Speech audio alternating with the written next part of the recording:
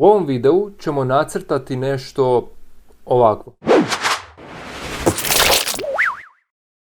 U prošlom videu smo govorili o harmoniji, ritmu i ravnoteži kao kompozicijskim elementima u likovnoj umjetnosti, a sada ćemo naše teorijsko znanje iskoristiti u praktičnom zadatku. Danas ćemo nacrtati nešto poput mandale, geometrijskog simbola koji nalazimo u brojnim religijskim tradicijama. Izrada mandale inače služi kao jedan oblik meditacije i opuštanja, pa će to biti smisao i naše vježbe. Kroz neometano i neopterećeno ucrtavanje linija i točkica u različitim odnosima, bit ćemo koncentrirani na potez koji povlačimo. Ovo nam može pomoći da budemo više prisutni u sadašnjem trenutku. Dobro je poznato kako se crtanje često koristilo u počecima psihoterapije kao jedna od metoda liječenja. Dakle, ono što danas trebamo napraviti je neopterećeno šarati i tako se opustiti. Ja ću vježbu izvesti u digitalnom crtežu, ali ako želite probati možete to napraviti i na običnom papiru. Preporučujem da uzmete papir istih stranica, kvadratnog formata, primjerice 30x30 cm.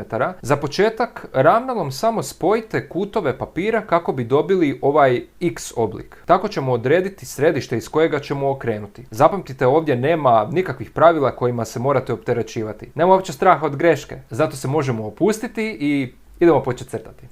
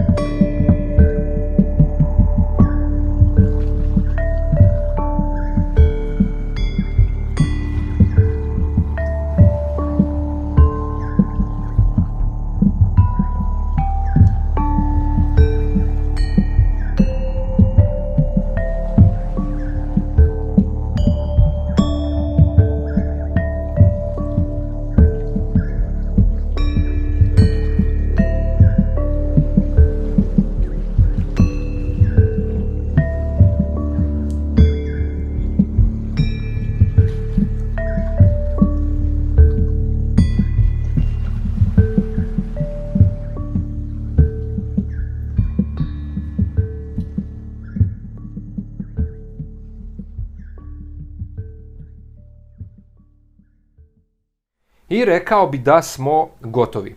Nije ovo najprecizniji crtež na svijetu, ali to nije ni bitno. Poanta je da smo se na neko vrijeme posvetili sebi i ako nas se ova vježba barem malo uspjela opustiti, onda smo ostvarili svoj cilj. Kao što vidite, ja sam se odlučio za kružni oblik, ali vi možete napraviti kakav god oblik želite. Kada pogledate izbliza, to su sve samo točkice i crtice koje su nastale neopterećeno. Čak nije bilo ni nekog plana za nastanak crteža. Krenuli smo od sredine i onda su ideje za nastavak dolazile spontano, u hodu. Ovakvih crteža možete napraviti hrpu i svi mogu izgledati drugačije, ovisno u kakve odnose stavite crte i točke. Eto, nadam se da ste isprobali ovako nešto barem jednom u životu ili da ćete možda probati jer za ovu vježbu zapravo ni ne morate znati crtati. Ovo je odlična vježba koja vam može poslužiti kao oblik meditacije i daje vam priliku da malo provedete vremena u miru sami sa sobom. Ukoliko vam se sviđa ovo što radimo, pretplatite se na naš kanal i pogledajte naše druge videe. Ostanite s nama jer vam donosimo još puno toga. Toliko od mene za danas. Vidimo se.